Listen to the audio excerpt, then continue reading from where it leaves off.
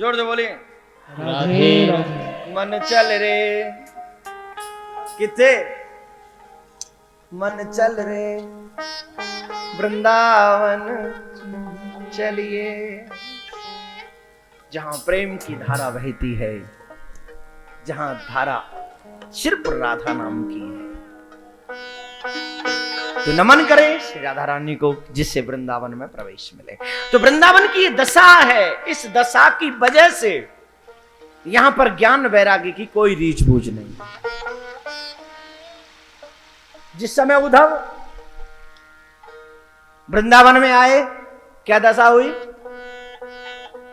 शिष्यों बृहस्पति, किसके शिष्य हैं? बृहस्पति जी के शिष्य हैं, जो देवताओं के गुरु हैं बृहस्पति जी महाराज, उनके शिष्य हैं उद्धव जी। तो कितने ज्ञानी होंगे? बोले क्या हैं? बोले कृष्ण के मित्र भी हैं और मंत्री भी हैं। ज्ञान की अद्भुत क्षमता, अद्भुत ज्ञानी। बोले जब वृंदावन में आए तो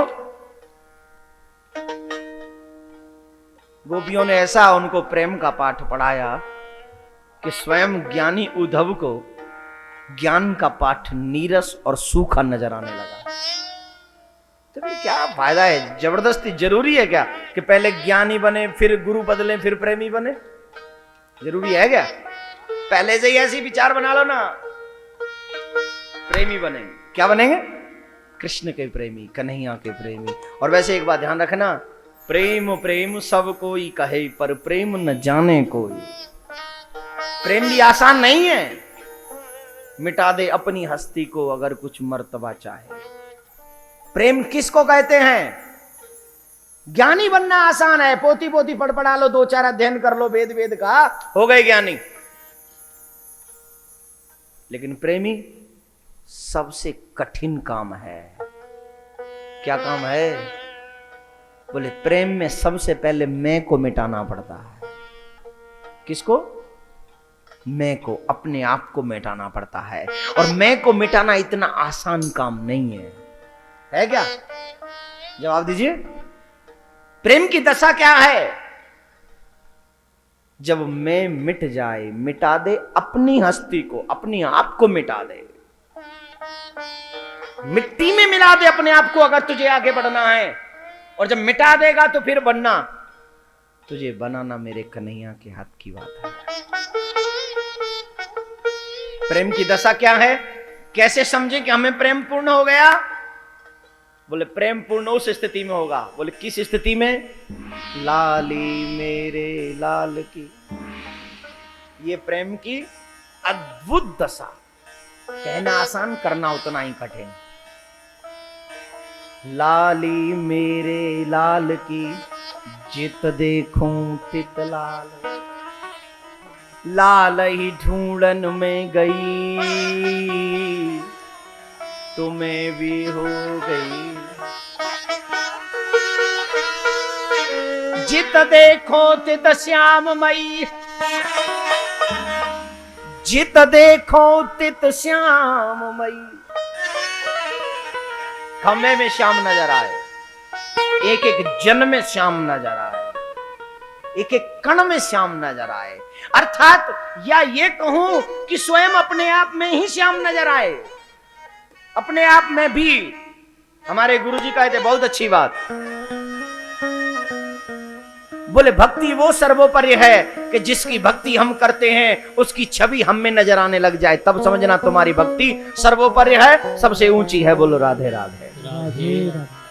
जिस सरकार की, जिस जुगल सरकार की, या जिस प्रिया प्रीतम जू की, या जिस देवी देवता की हम पूजा करते हैं, उसकी छवि हम में नजर आने लग जाए, तब समझना भक्ति पूरी हो गई। कितनी अद्भुत बात है। तो ये प्रेम है, जित देखो तित श्याममयी है। ऐसी स्थिति सिर्फ वृंदावन में पाई जाती है, बाहर तो बहुत कम। वृंदावन में तो आपने देखा होगा काफी संत ऐसे हैं जो गोपी बनकर रहते हैं। वो क्या कहते हैं? बोले मैं तो कन्हैया की सखी हूं। हमें याद है जब हम रास लीला में कार्य किया करते थे, उस समय अनेक संत आते थे और जानोगे यहां तक घूंघट होता था और पंखे से हवा करते थे। और काफी लोग उनका मजाक कर सकते हैं, कोई कह सकता है कि वो नाटक करते हैं, लेकिन कोई उनके दिल से पूछे क्या वो नाटक है? वो नाटक नहीं है, वो अपने प्रियतम के प्रति प्रेम का इजहार है। बोलो राधे राधे। राधे और अगर तुम्हें लगता है वो नाटक है तो ये नाटक करके तुम दिखा दो तो मान जाऊं। बन के दिखाओ पुरुष से स्त्री, बन के दिखाओ गोपी, बन के दिखाओ कृष्ण की, तो मैं मान जाऊं तुम्हें भी। आसान नहीं है।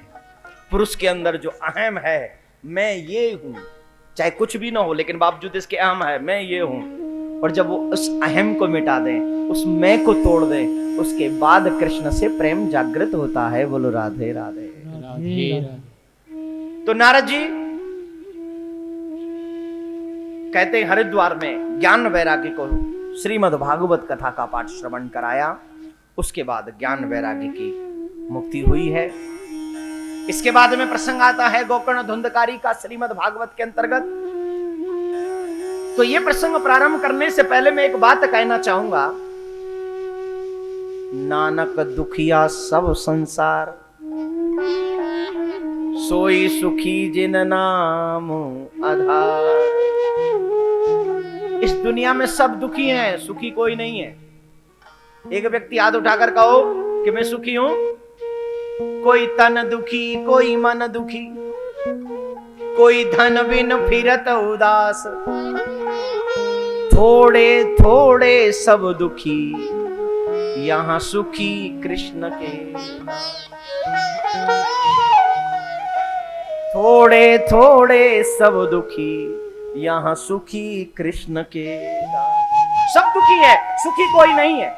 बोले सुखी कौन है? बोले कृष्ण के दास। सिर्फ गोविंद को मानने वाले, उनके ऊपर अपने आप को न्यौछावर करने वाले सुखी हैं, उसके बाद सब दुखी हैं। आत्मदेव दुखी क्यों है? घर में पुत्र नहीं है, इसलिए दुखी है। घर में पुत्र नहीं है, और जिसके घर में पुत्र ना हो वो दुखी होता है। जो गृहस्थ आश्रम में प्रवेश किया और पुत्र ना हो तो फिर तो हम लोग भगवान से कुछ भी मांग लेते। बोले भगवान कुछ भी दे दे। कुछ भी नहीं है तो तेरे घर में जो रिजेक्टेड पीस हो उसे इधर भेज दे। अंधा बेड़ा लंगड़ा लूला काला गोरा कैसा भी हो, एक तो भेज दे, जिससे हमारा वंश चल जाए, जिससे हमारा नाम चल जाए। लेकिन एक बात जानना चाहूंगा, जिनके घर में है क्या वो सुखी हैं?